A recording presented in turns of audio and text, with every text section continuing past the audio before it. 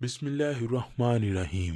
حضرت ام سلمہ رضی اللہ تعالی عنہا اپنے شوہر ابو سلمہ رضی اللہ تعالی عنہ کی وفات کا واقعہ اس طرح بیان کرتی ہیں کہ وفات کے وقت میرے شوہر کی آنکھیں کھلی تھیں جبکہ جسم حرکت میں نہ تھا اور نہ ہی وہ بول سکتے تھے۔ کسی نے رسول اللہ صلی اللہ علیہ وآلہ وسلم کو میرے شوہر کی اس حالت کی خبر دی تو آپ صلی اللہ علیہ وآلہ وسلم ہمارے گھر تشریف لائے۔ جب نبی اکرم میرے شوہر کے پاس آئے تو انہوں نے دیکھا کہ میرے شوہر کی آنکھیں کھلی ہیں تو انہوں نے اپنے ہاتھ مبارک سے آنکھیں بند کرتے ہوئے فرمایا، جب موت کا فرشتہ انسان کی روح قبض کرتا ہے تو مرنے والے کی آنکھوں کی روشنی بھی روح کے ساتھ چلی جاتی ہے۔ جب نبی اکرم کے منہ سے یہ الفاظ نکلے تو گھر والوں نے رونا شروع کر دیا کہ ابو سلمہ رضی اللہ تعالی عنہ اب اس دنیا میں نہیں رہے۔ آپ صلی اللہ علیہ وآلہ وسلم نے فرمایا کہ مرنے والے کو ہمیشہ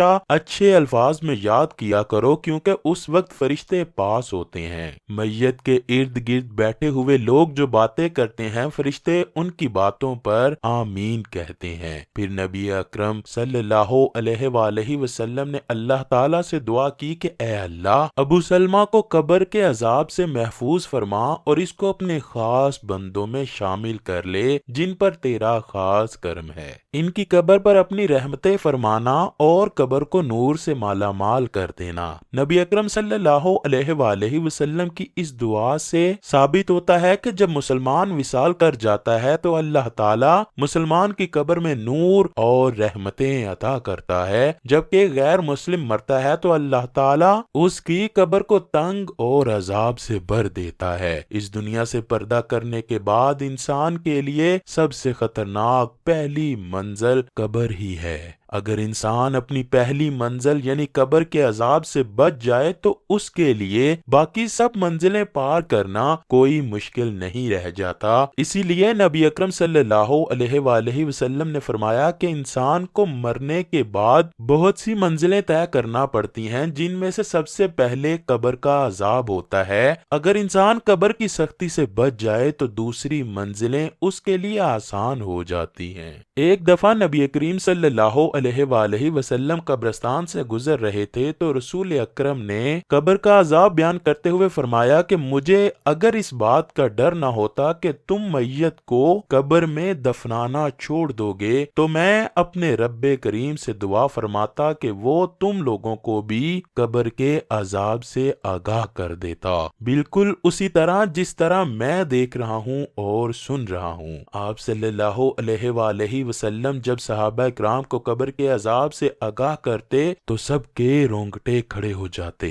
حضرت محمد صلی اللہ علیہ وآلہ وسلم کا فرمان عالی شان ہے کہ مرنے کے بعد قبر انسان کی پہلی سیڑھی ہے۔ جس بندے کی یہ منزل آسان ہو گئی تو باقی سب منزلیں اس کے لیے آسان کر دی جاتی ہیں۔ جس نے اس منزل سے آسانی حاصل نہ کی تو اس کے لیے دوسری منزلیں عبور کرنا بہت ہی مشکل ہو جاتا ہے۔ نبی کریم صلی اللہ علیہ وآلہ وسلم نے فرمایا کہ میں نے آج تک قبر سے سخت ترین منظر کبھی نہیں دیکھا۔ نبی اکرم کا فرمان مبارک ہے کہ میت کو جب قبر میں داخل کر کے گھر کی طرف لوٹتے ہیں تو میت لوگوں کے چلنے کی آواز کو اچھی طرح سن رہی ہوتی ہے۔ اگر مرنے والا سچا مسلمان ہے تو نماز اس کے سر کی طرف، روزہ اس کے دائیں طرف، زکوٰۃ اس کے بائیں طرف اور دوسرے جتنے بھی اس کے نیک اعمال ہوتے ہیں وہ اس کے پاؤں کی طرف سے آ جاتے ہیں۔ اور جب بھی قبر کا عذاب اس کے پاس آتا ہے تو نماز، روزہ، حج، زکوٰۃ، صدقہ و خیرات اس کے نیک اعمال اس کی حفاظت کرتے ہیں۔ پھر اس سے کہا جاتا ہے کہ بیٹھ جاؤ، چنانچہ وہ بیٹھ جاتا ہے۔ اس کو سورج ایسے دکھائی دیتا ہے جیسے غروب ہونے کو ہو۔ پھر اس سے کہا جاتا ہے کہ تم اس شخص کے بارے میں جو تم میں مابعوث ہوا تھا کیا کہتے ہو، اس کے متعلق کیا گواہی دیتے ہو؟ وہ کہتا ہے مجھے ذرا نماز پڑھ لینے دو۔ اسے کہا جاتا ہے کہ تم عنقریب یہ کام کر لو گے، پہلے اس سوال کا جواب دو کہ تم اس شخص کے بارے میں جو تم میں مابعوث ہوا تھا کیا کہتے کرتے ہو اور کیا گواہی دیتے ہو؟ وہ گواہی دے گا کہ رسول اللہ صلی اللہ علیہ وآلہ وسلم اللہ تعالیٰ کے آخری نبی ہیں جو اللہ تعالیٰ کا دین لے کر تشریف لائے۔ پھر اس سے بولا جائے گا کہ اسی یقین کے ساتھ تم حیات رہے اور اسی پر تم کو دنیا سے اٹھا لیا گیا اور اسی کے ساتھ تم کو دوبارہ زندہ کیا جائے گا۔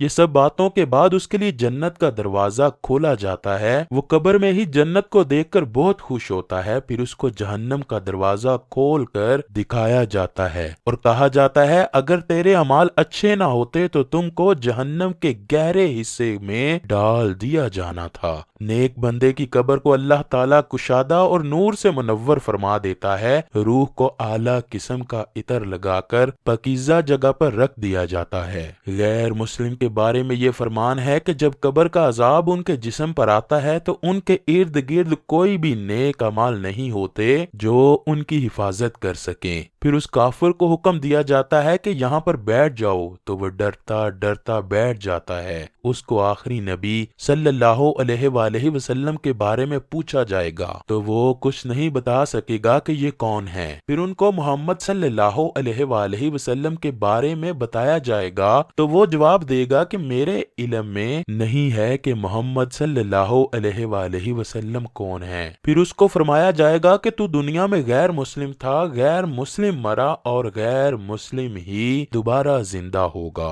پھر اس کو جنت کا دروازہ کھول کر دکھایا جاتا ہے اور کہا جاتا ہے کہ اگر تیرے اعمال نیک ہوتے تو تجھ کو ہمیشہ کے لیے جنت میں گھر مل جانا تھا۔ پھر اس کو وہاں سے جہنم میں لے جایا جائے گا اور کہا جائے گا کہ تو نے ہمیشہ ہی گناہوں کو پسند کیا ہے، اسی لیے تیرا ٹھکانہ یہ جہنم ہے۔ وہ جہنم کو دیکھ کر حیران ہوگا اور کہے گا کہ کاش میرا بھی نامہ اعمال نیک ہوتا اور مجھے جنت میں داخل کر دیا جاتا۔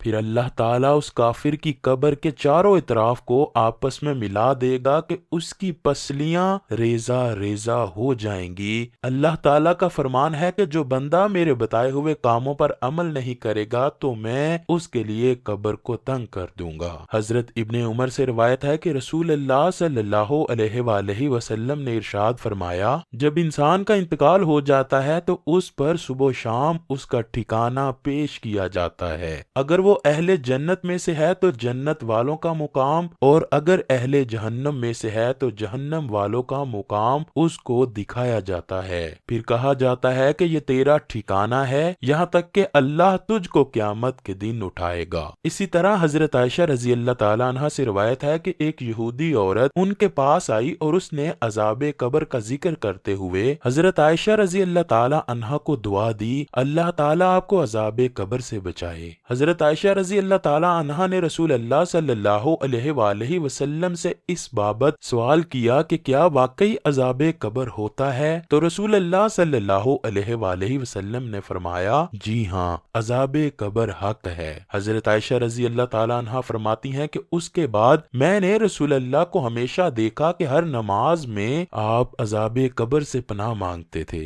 حضرت قتادہ رحمۃ اللہ علیہ فرماتے ہیں کہ عذاب قبر کے 3 حصے ہیں، 1/3 عذاب پیشاب سے نہ بچنے کے سبب، 1/3 غیبت کے سبب اور 1/3 چغل خوری کے سبب ہوتا ہے۔ اللہ پاک ہمیں قبر کی سختیوں اور عذاب سے محفوظ رکھے، ہمیں قبر میں نبی محترم حضرت محمد صلی اللہ علیہ وآلہ وسلم کی پہچان نصیب فرمائے۔ کمنٹ سیکشن میں آمین لکھنا مت بھولیے گا۔